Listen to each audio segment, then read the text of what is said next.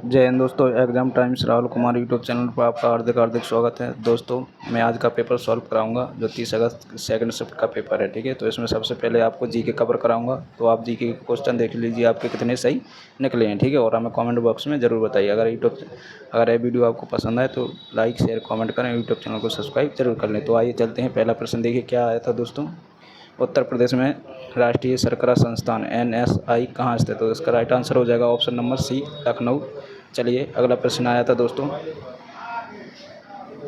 अंतर्राष्ट्रीय दूरसंचार संघ ITU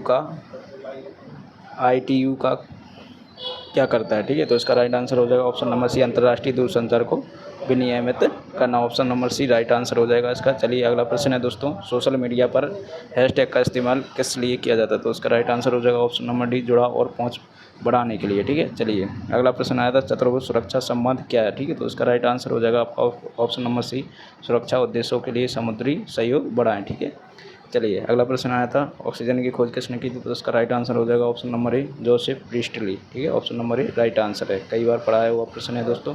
चलिए अगला प्रश्न आया था CPCB का मतलब क्या है? तो इसका राइट आंसर हो जाएगा central pollution control board. Option number A right answer हो जाएगा। ठीक है, चलिए अगला प्रश्न है राजस्थान राज्य के मुख्यमंत्री जून 2024 तक कौन है? तो इसका राइट आंसर है option number A, Bhajanlal Sharma. चलिए अगला प्रश्न आया था दोस्तों। अनुसंधान में डबल ब्लाइंड अध्ययन का उपयोग करने का मुख्य लाभ क्या है? तो इसका राइट आंसर हो जाएगा आपका ऑप्शन नंबर, हम देख लेते हैं इसका क्या, ऑप्शन नंबर डी हो जाएगा। यह शोधकर्ता के पूर्व ग्रह को दूर करता है। Option number D right answer होगा दोस्तों इसका। चलिए अगला प्रश्न है निम्नलिखित में से किसे कोशिका का पावर हाउस कहा जाता है? तो माइक्रोकॉन्ड्रिया। Option number A right answer हो जाएगा। चलिए अगला प्रश्न है लार्ज सिनेप्टिक सर्वे टेलीस्कोप LSST का मुख्य कार्य क्या है? तो इसका राइट आंसर हो जाएगा दोस्तों option number D, dark energy और डार्क मैटर का अध्ययन करने के लिए। ठीक है, चलिए अगला प्रश्न है दोस्तों नाइट्रोजन का रासायनिक सूत्र क्या है? तो इसका राइट आंसर हो जाएगा ऑप्शन नंबर सी, N2। ठीक है, पिछले प्रैक्टिस सेट पेपर में मैंने यह प्रश्न आपको बताया था। ठीक है, चलिए अगला प्रश्न है देखिए, ये भी प्रैक्टिस सेट का पेपर है। पुस्तक डिस्कवरी ऑफ इंडिया किसके द्वारा लिखी गई? तो इसका राइट आंसर हो जाएगा option number D, Jawaharlal Nehru. चलिए अगला प्रश्न है 2016 की नोटबंदी में पुराने नोट प्रस्तुत करने की अंतिम तिथि क्या है? तो इसका राइट आंसर हो जाएगा ऑप्शन नंबर बी, 31 दिसंबर 2016 को। ठीक है, चलिए अगला प्रश्न है जो नोटबंदी से प्रश्न आ रहे हैं GST से, तो इसको आप पढ़ लीजिए। ठीक है, चलिए अगला प्रश्न है क्षेत्रफल की दृष्टि से कौन सा देश सबसे बड़ा? तो रूस हो जाएगा। Option number B right answer. चलिए अगला प्रश्न है आया था आपका मानवाधिकारों की सार्वभौमिक घोषणा अपनी 75वीं वर्षगांठ कब मनाई? तो इसका राइट आंसर हो जाएगा बी, 10 दिसंबर 2023 को। ठीक है, चलिए अगला प्रश्न है निम्नलिखित में से कौन सा सोशल मीडिया का प्लेटफॉर्म नहीं है? तो नौकरी। Option number A right answer हो जाएगा। चलिए अगला प्रश्न है लोक लुभावनावाद का उदय वैश्विक राजनीतिक स्थिरता को किस प्रकार प्रभावित करता है? तो ऑप्शन नंबर डी हो जाएगा, राजनीतिक ध्रुवीकरण बढ़ाकर और लोकतांत्रिक संस्थाओं को कमजोर करके। चलिए अगला प्रश्न आया था दोस्तों आतंकवाद विरोधी अभियानों का प्राथमिक उद्देश्य क्या है? तो इसका राइट आंसर हो जाएगा ऑप्शन नंबर डी, विद्रोहों का सैन्य दमन। चलिए अगला प्रश्न है IGST में आई का क्या मतलब है? तो इंटीग्रेटेड हो जाएगा। Option number B right answer. Australia की राजधानी कौन सी है? कैनबरा हो जाएगी।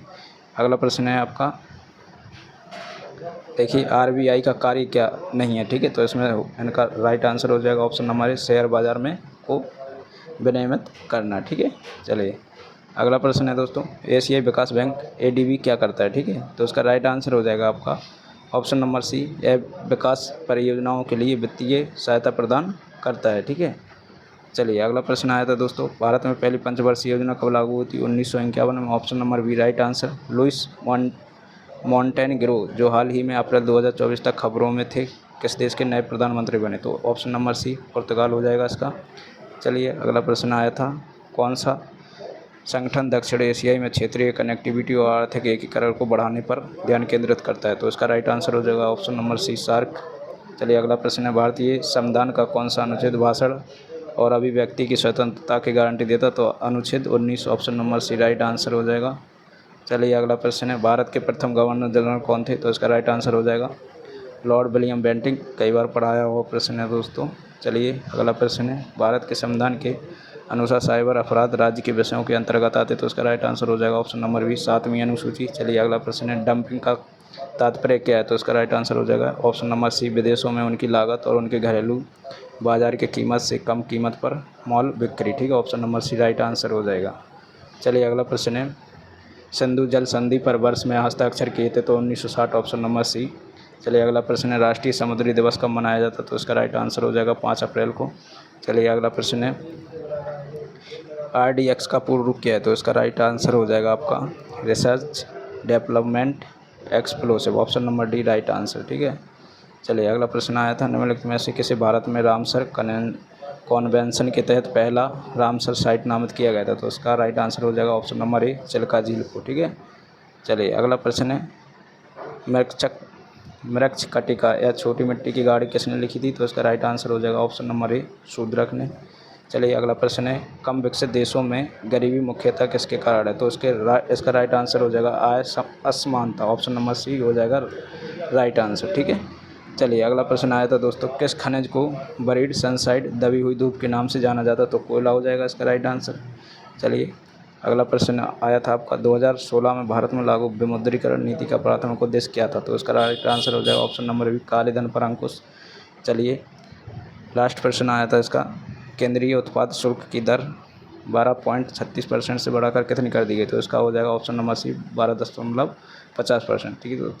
ठीक है दोस्तों, तो यह था आपका जीके का सॉल्विंग पूरा। तो आपने देख लिया होंगे कितने आपके नंबर बढ़ रहे हैं। ठीक है, अगर ये वीडियो आपको पसंद आए तो लाइक शेयर कमेंट करें, यूट्यूब चैनल को सब्सक्राइब जरूर कर लें। इसी के साथ दोस्तों जय हिंद।